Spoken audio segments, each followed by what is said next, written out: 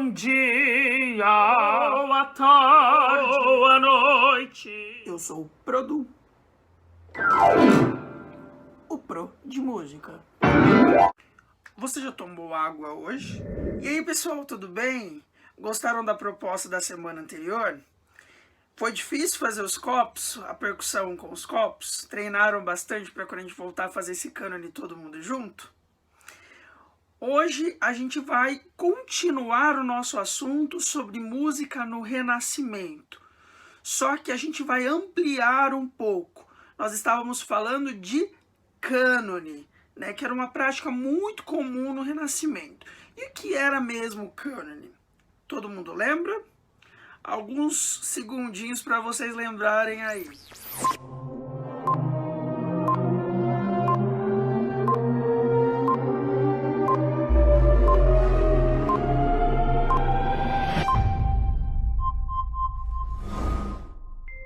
Então, só recapitulando, nós vimos lá os instrumentos antigos, passamos pelo coro grego, chegamos no começo da música ocidental, né, com o canto gregoriano, a música que era monódica e uníssono. Vamos lembrar o que é isso, o Pro não pode falar mais, tem que estar na cabeça já.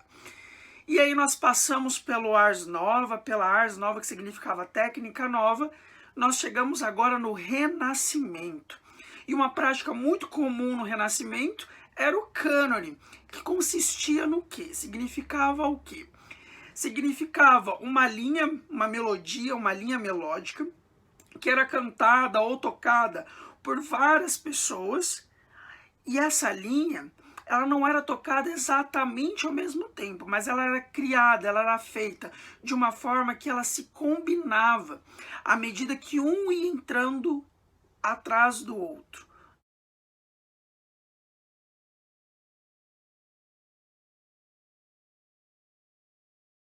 Entre o ano de 1400 e 1600 aproximadamente, tá bom? Para a gente se localizar aí no tempo.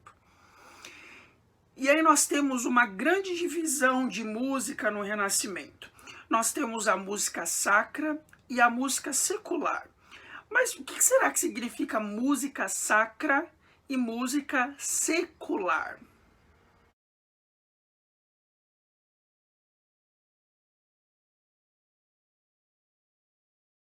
Música sacra.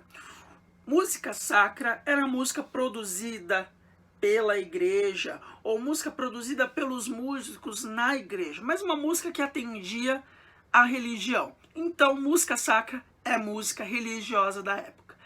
Música sacra, no Renascimento, ela é, em sua maioria, ou quase toda, vocal. Uma música totalmente cantada. E aí nós temos os coros, os corais e a música polifônica. O que será que quer dizer polifônico? Polifônico quer dizer várias vozes. Então nós temos uma música que era uma mistura entre o cânone e o canto gregoriano. Imagina jogar o canto gregoriano e o cânone no liquidificador e bater tudo. O que vira? Vira polifonia.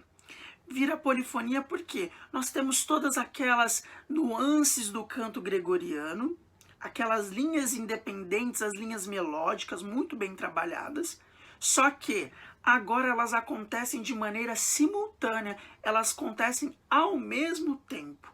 Então vira uma bagunça musical, uma bagunça sonora que às vezes o texto não dá para entender, porque uma voz está cantando um texto, a outra já terminou a palavra, a outra está começando. O que dá para a gente ouvir são os sons se combinando. Vamos ouvir um compositor muito famoso chamado Palestrina.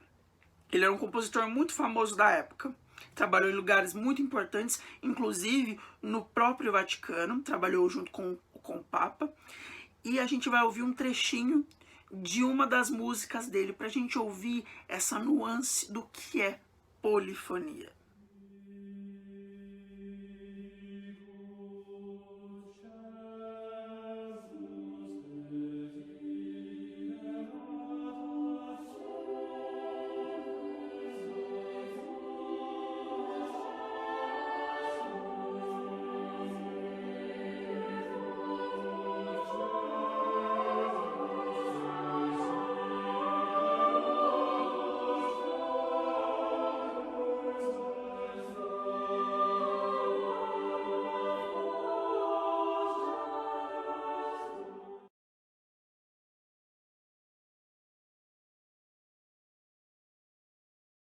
Agora, música secular. Será que é a música do século?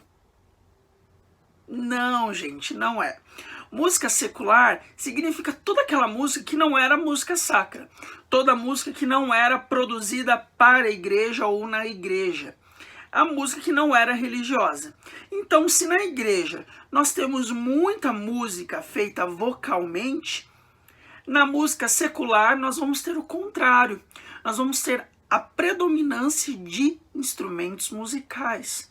Então, a música instrumental dessa época, em geral, ela era música secular. Era uma música que principalmente promovia as danças. Então nós temos danças de diversos países, né? A gente tem dança chamada giga, alemanda, tem vários nomes de dança. E essas danças, elas entram agora dentro da música secular de uma forma mais estruturada, né? Então, temos diversos instrumentos. Nós temos flauta, nós temos tambores, nós temos alaúdes, que é uma espécie de violão daquela época, né? E nós já temos também alguns tipos de violino, de outros instrumentos de corda. Ó, já vimos outra coisa junto. Nós temos já os 3 instrumentos acontecendo simultaneamente, os 3 tipos de instrumentos, sopro, corda e percussão. Então, as flautas e todos os instrumentos da família dos sopros daquela época, os tambores e os símbolos sonoros que existiam naquela época, e também os alaúdes, os instrumentos de corda daquela época. Nós temos um compositor também muito interessante, que é o Rufo. Nós vamos ouvir agora um trechinho de uma música do Rufo, tá bom?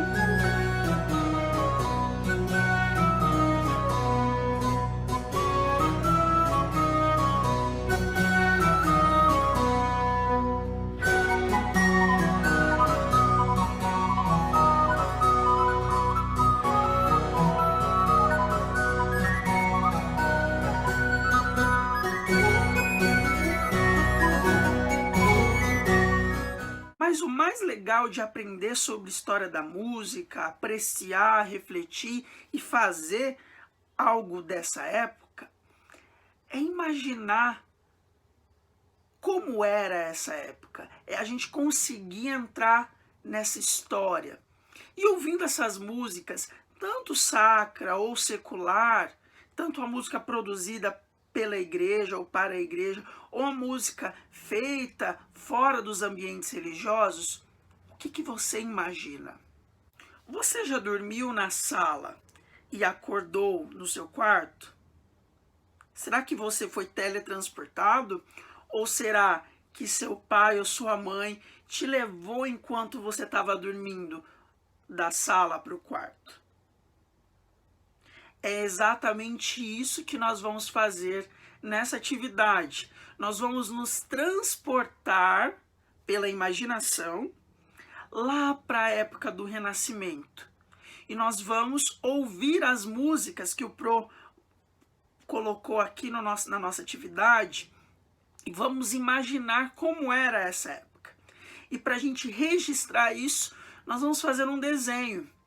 Então, cada um pode fazer o desenho da forma que quiser, ouvindo a música e imaginando como será que eram as casas, as roupas, como será que era a comida que eles comiam na época, como será que eram os instrumentos, alguns a gente já viu, mas como será que eram? Então, para a atividade dessa semana, você deve fazer um desenho escutando essas músicas e registrando, imaginando como era esse cenário todo da música no Renascimento, na Renascença. Você deve tirar uma foto do seu desenho e inserir ele no nosso mural do Padlet, que está aqui na plataforma também.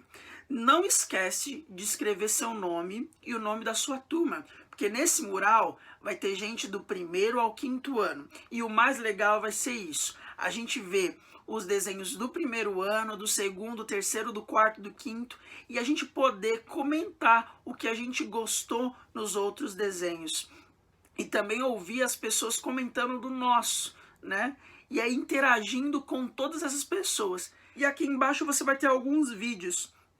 Nós temos um vídeo de música sacra, 2 vídeos de música secular que envolvem dança, e aí nós temos mais 2 vídeos que são da música Let It Be. Let It Be é uma música que ela é um rock, então ela é mais atual, ela não é lá do Renascimento. Só que nós temos a versão original em rock e nós temos a versão renascentista, a versão tocada em alaúde, para a gente ver como que fica uma música mais próxima da nossa época, transformada em uma música mais próxima de outra época. Tudo isso a música pode fazer, ela pode transportar a gente para outros espaços, outras épocas, outros contextos. Vamos viajar nessa diversidade de contextos. Então, pessoal, conto com o desenho de vocês. Eu também vou fazer o meu desenho e vou inserir lá no Padlet, para a gente ver uns dos outros e comentar quantos der. Quantos você quiser comentar, será muito legal. E curtam as atividades dos colegas. Essa semana, então, nós temos essa atividade muito especial sobre música no Renascimento. Semana que vem eu trago novas novidades sobre outros contextos musicais. Até mais, pessoal. Tchau!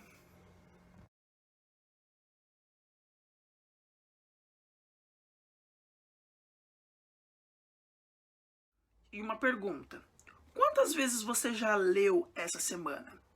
Você sabe ler? Para os que sabem ler, quantos livros você vai ler nessa quarentena? Vamos sair um pouco da frente do computador, da frente do celular, da frente da televisão e vamos ler no papel vivo? Para essa aula, o Pro utilizou alguns livros muito importantes, então vou mostrar para vocês. O Pro utilizou esse livro, Uma Breve História da Música, e a gente falou sobre Renascimento. Muito legal, muito legal. O Pro também utilizou esse livro aqui, História da Música Europeia, só que esse não tem muito desenho, ele tem mais coisas escritas mesmo. E aí o Pro usou um livro da faculdade que o Pro ama, que é essa Bíblia de História da Música Ocidental, que é realmente uma Bíblia, tem muita história aqui. E eu quero saber, você está lendo? Se você não sabe ler ainda, mas tem alguns livros que você pode ler através de imagens, tem várias dicas das pros para vocês praticarem a leitura em casa. Nesse tempo de quarentena, sai um pouco da TV, sai um pouco do computador e vamos para os livros, tá bom? Um beijão do Pro, até mais!